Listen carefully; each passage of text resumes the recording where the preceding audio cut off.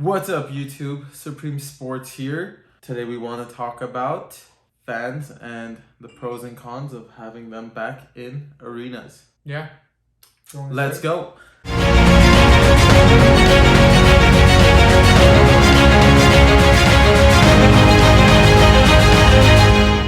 So, as most of you have probably heard, recent incidents with fans being back have been Russell Westbrook having popcorn thrown on him on his way out with an injury, and another one with Traeyoung being spat on at Madison Square Garden. I know you mentioned a few takes that you have. Yeah. What are those?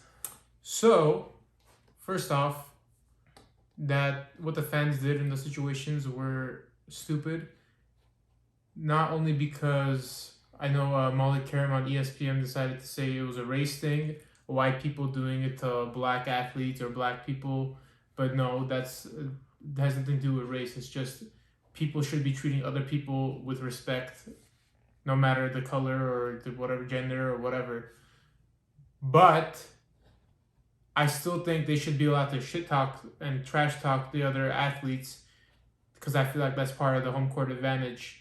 Sure, there's probably some lines that they maybe shouldn't cross, but for the most part, I think everything is fair game because you're trying to get into the head of the athletes and give your team the advantage. That's what the whole point of the home court advantage is, I think. When Kobe was around, Kobe loved it. Kobe, whenever people would shit talk him, he would take that as a personal attack and he would go drop 50 on the other team. Fact. I completely agree with him. I think it's more of a human issue, not a race issue. mollyqerim, as LeVar Ball would say, stay in your lane. Yeah. And it's dumb. I mean, you treat people as another human being, but the trash talking and everything is part of the sport. It's part of just fandom in general. I mean, what's the point of having a home court advantage if your fans aren't going to be able to get into the other team's players' heads? There is no advantage at that point. It's just another court. And I agree completely with LeBron tweeted out. He didn't make it a race thing on his tweet either. He just said if the shoe was on the other foot and the player did that to the fan, then the NBA would have fined them how many dollars and suspended them for how many games. They would have lost how much money. All the fan is getting, he's probably saving money in the long run. So he's being banned for life. He's probably saving a lot of money. But if it was a player, they would have been suspended for however many games. I think there should be fines. Honestly, I think there should be fines whenever certain lines are crossed with fans. Yeah. I don't agree with LeBron on many things, if any at all, outside of the realm of basketball. Politically and everything, my views are very, very different when compared to LeBron. However, I think the player should be protected, just as your employer probably protects you in your line of work. I think the NBA has a duty to protect their players in their line of work. It's not necessarily a race issue again. It's more of a human issue, just like everything else. Just like everything else we deal in the world, it's a human issue. And to take it out of context and to make it a race issue, I think is doing a disservice to the fans, as doing a disservice to the players, because most people don't have issues with anyone else based off race, color, anything of that nature. Not saying that there's no one that has that problem, but for the most, as I said, think the majority, not all.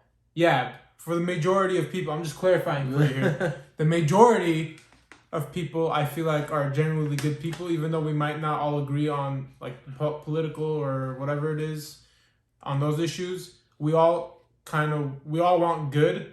We just want it in different ways, I guess, and we don't agree necessarily on how we should approach it. But I think for the most part, we all want the same thing. We just don't agree on how different ways of going about it. Yeah.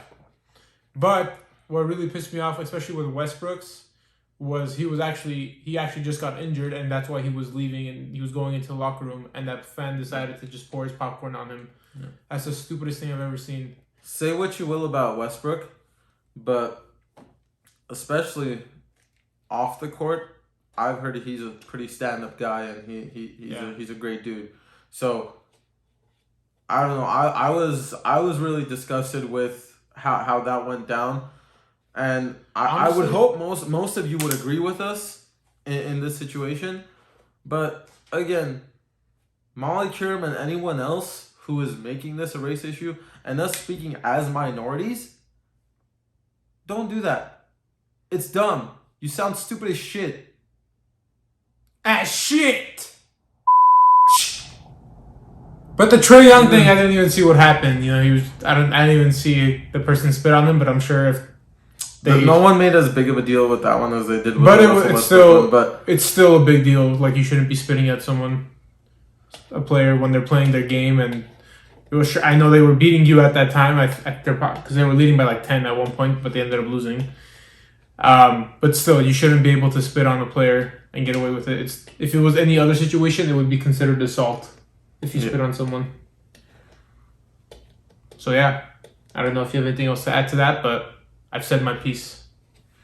nope, that's it. That's our take on it. And, I hope most of you guys can agree with it. Again, I know we've said this a million times. It ain't a race issue. It's a human issue. Peace. Peace.